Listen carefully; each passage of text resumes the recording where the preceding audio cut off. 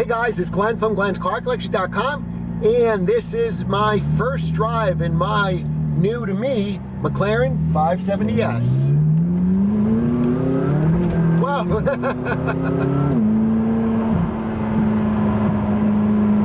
Now, this is my first time ever driving the car, so you're going to experience it along with me. Remember, if you like what you see on this channel, hit the subscribe button, like and share, all that other garbage, and obviously hit the notification bell so you don't miss the next video.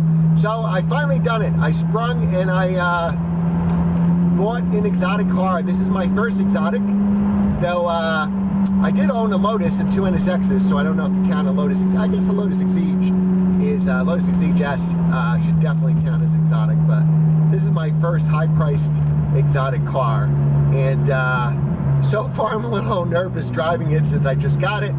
I always drive here in manual mode, and it actually shows you what the speed limit is here down by the tachometer. So far, let's give you some initial impressions. Well, it's really fast. It really fights for traction until the tires warm up, and I'll show you that here in a second.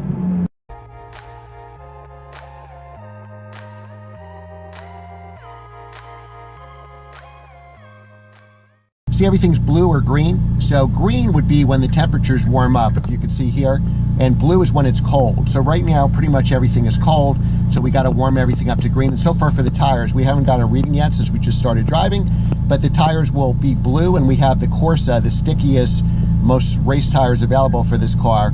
So they are actually need to warm up before we can start pushing it. So right now we just started driving, so it didn't even give us a reading, so that it's just white, but that'll turn blue, and then it'll be green. Green means we can go.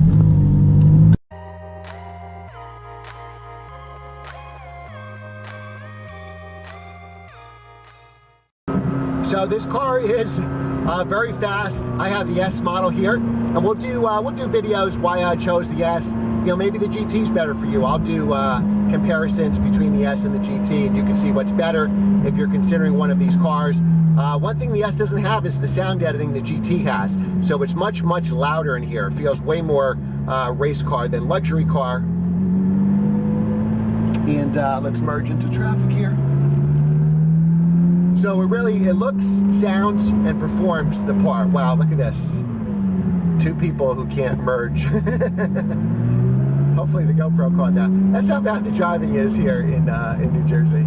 So, I love this car. I spec'd it out. I didn't spec it out, I'm sorry. I bought it used. It's 2017. I'll tell you why I chose that.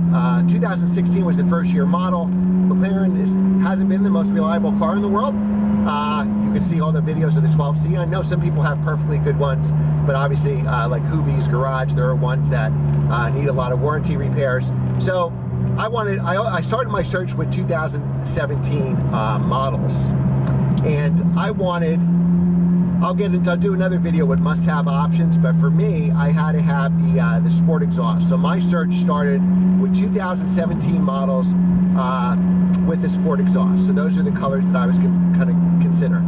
I wanted a bright color, so on the top of my head, my list was any of the blues I like, both bright and dark. Oranges, there's McLaren orange, Ventura orange, a couple different oranges. And this color kept growing on me, this vermilion red color. It's actually an elite paint option. It costs about over $4,000 for this color. And every time I saw it, it just looks so much better in person than it does in the pictures. Another initial impression of this car, it is very low to the ground. I'm looking up at BMW 1 Series look like SUVs when you're riding in this car. Now the ride is sports car stiff, but if you are used to M2s or M3s, I would say the ride's about the same as that, maybe a shade stiffer. It's not as stiff as the GTR Nismo that I drove. One advantage, obviously, of the GT is the softer ride. Now we're going to go on some really bumpy roads here, so this will be a test of our camera. Now this is more performance probably than you'll ever need in the street, but as an enthusiast we want as much performance as possible. So with the S model, McLaren claims 3.1 seconds 0 to 60. If you go online in the forums, there are plenty of people that have gotten 2.8 seconds to 60.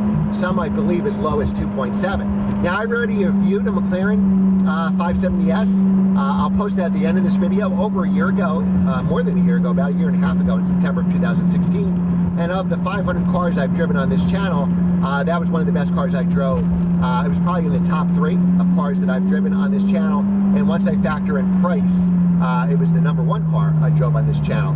So I really wanted a McLaren 570. Now, what I love about this car is it's very nimble. And, you know, I love the 720S. If I won Powerball, probably the first thing I would do would be to buy a 570S. But let's make this turn here and check on the handling. Now, the tires are still blue, so we still got to go easy with the acceleration. One of the reasons I like this car over getting, say, a 12C or a 650S was the fact that this car has a conventional suspension. So here we have anti-roll bars. We don't have that complex electronic suspension. But before I did pull the trigger on this car, one of the local McLaren dealers here did have a 650S for almost the same price, a little bit more. So why I chose the 570 over that, hold on. Tires are still blue. Whoa, I can't believe how fast this car is. Oh my God. Now there is a little bit of turbo lag. What people don't know, every turbocharged car has turbo lag. It just does. And a little acceleration there. It's got to stay under the speed limits here. Every car has a little bit of turbo lag in it. There's no such thing as really no turbo lag. Now with the McLaren, it actually limits the boost in first gear, and it also limits the boost to when you're pointing the wheel straight. So a lot of YouTubers will make a turn and say, oh, well, there's a lot of turbo lag there. A lot of it is actually them. It actually gives you full boost as the wheel's pointing straight. McLaren doesn't want you to trash your supercar. Is this the best car I've ever driven? I think so. I mean, I would put the 720S up there, or 4 GTs, the new one, and the 2005, 2006 one. But this is just an amazing car. This is where I film most of my car reviews on these roads. And yeah, this car is like a supercar on this road. It's almost like you got to drive with restraint here. I love stick-shift manual cars. If you love this channel, I'm definitely a purist. But this car is the best dual clutch in the business. If you love PDK, this is better. I love going up and down the gears. Whoa! And I always drive this car in manual mode. I should learn where the horn works. I guess it's to press the button here. So let's take this car. We don't have the tires warmed up yet. So you know what? We're not going to go on the highway just yet. We're going to... we'll go straight. We'll take a little more back road. So initial impressions on this first drive. The car is great. I mean, it's an amazing piece of machinery. It gives you kind of that old school feel, even though it's in a modern electronic car. What I love best about this, like I said in the 570 video, is it's got hydraulic steering and the best dual clutch in the business. Now, the reasons I didn't pick the 650S, 650S I can get for the same price, like a 15 or a 16 650F. The price have come way down. I think part of that is the 12C has plummeted now to 80, 90, 100,000. So 650S's are dropping from, you know, used ones from, because they're really a 12C with a lot of improvements. So they've dropped between like 190 and 170 in like the last couple of months, and I think they're going to go down even further. Now, the advantage of the 650, you have a lot more torque than this car does. This car has 443 foot-pounds. Let's make this turn here. You don't have the Spider too, because almost all 650Ss are Spider. They did make some coupes, so that would give me the best of both worlds: more torque, which I love torque, and a Spider version. The downsides to it, obviously, it's based on the 12C. It's got that complex suspension, which costs like 30 grand to fix, and servicing is a lot more, and aftermarket warranty is a lot more. So I spoke to, I traded messages with Matt Farrer. I said, Matt, I'm about to pull the trigger on a 570 or 650. Well, what are your thoughts? Always get an extra opinion. And he's like, well, it probably, to him, it came down to warranty, which had the better warranty. This car, the reason I bought it, I made my search just at McLaren dealers, because they're the only ones that can certify the car. So it had still a year left of bumper-to-bumper warranty. Plus, if I bought it now before the end of the year, I bought this car in December of now 2018. and you got an extra year of the Mclaren qualified warranty. So I actually have a 2-year warranty. Now the first year is bumper to bumper. It's part of the standard 3-year unlimited mile warranty. That extra 4th year, which is 2 to me, is actually certified warranty. So it's not bumper to bumper, but it covers most of the major stuff, pretty much all the major stuff. So the issue would be is if I bought a 650S, there's going to be no bumper to bumper warranty left, and I'd have to pay for a warranty to get and just a certified warranty, which wouldn't be bumper to bumper.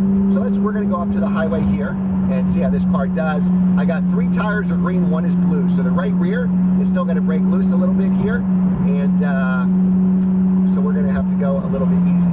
So what Matt said is that, for the 650S, has that complex suspension, electronic suspension, no anti-roll bars, and he said, at some point you're going to get that $30,000 bill to fix that suspension, and that was enough for me to get the 570. Now we got to be careful accelerating here because I don't think I have the grip,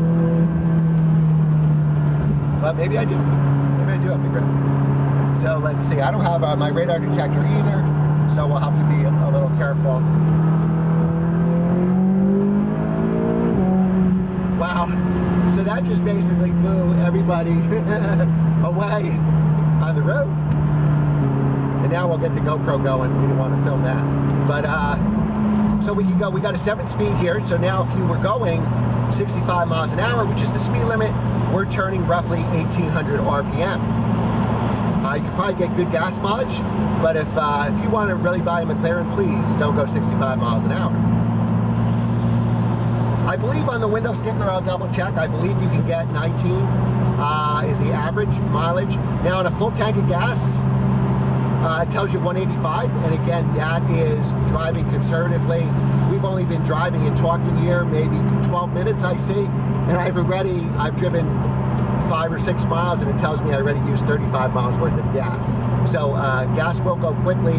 When I do long drives with my friends, I'll have to fill up probably once to do the drive, once I get there, and once to get myself back home. Now on the highway, I definitely hear more noise out here. Again, you don't have the sound insulation. If you want the GT, you'd have a glass roof, more sound insulation. It's a much quieter car. But my initial impressions is this car is amazing. I mean, I'm never going to take it to work. I don't want people at work knowing I have this car, and I park in a terrible, tight parking garage. So this car would get destroyed in there. You need the lift kit a lot with this car. I was touching on it before. It's so low, you need to use the vehicle lift. It works pretty quickly, which is good. The vehicle lift works a lot faster than my Audi S8 does.